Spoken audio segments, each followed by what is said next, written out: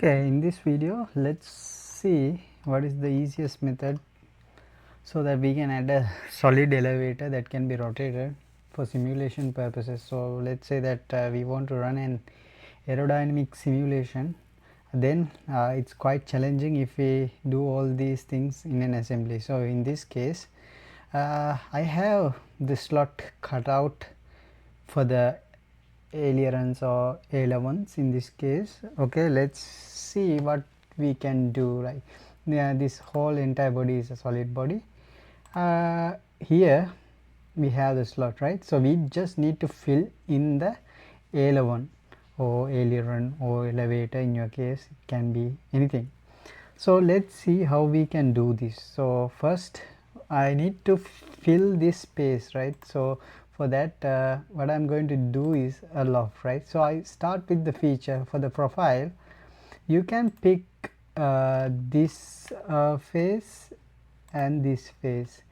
Now notice that it is like skewed because the points are different. So what you can do is like you can move this point to here and it gives a very clean surface, right? So right now we are going to create a solid and the other important thing that we need to do is like this should be a separate body, right, for us to like rotate it.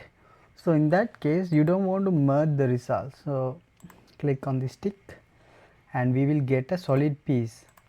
Okay, now what we do is we have this solid piece and we want a reference axis so that we can rotate this loft, right? So what we do is, maybe I hide this solid part for a moment and then create an axis, right, a reference axis.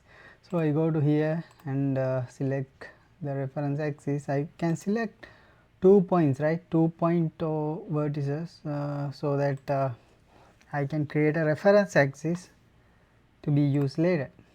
Okay, once I have that I can like restore everything. So let me bring back my solid piece. So now you can see that we have everything, and what we need to do is like rotate this solid piece, right, solid loft body around this axis that we just made. So I will click on this under the features tab. It's called move copy bodies. You go there and here what you need to do is like instead of translate you click on this rotate, right? So what you need to rotate, just select the body and instead of like just giving some values here, you just need to click the reference axis here, right? Okay, I added that. Now you can even add constraints if you like, other constraint, but let's say that we need the elevator to be deflected 30 degrees, and if you click on this tick mark, okay, now we have 30 degrees deflection for the elevator, right? Next thing that you can like edit these features as you require. Let's say you need 10 degrees. Okay, you do that and click on this tick, or you can go -10 if you want it to be deflected downwards. So depending on your use case, you are able to have a solid piece rotated, so it doesn't break the workflow in the simulation, for the aerodynamic simulation or the flow simulation, right? So you can simulate everything after that. So click on flow simulations, you go here and you can like maybe start something with the wizard.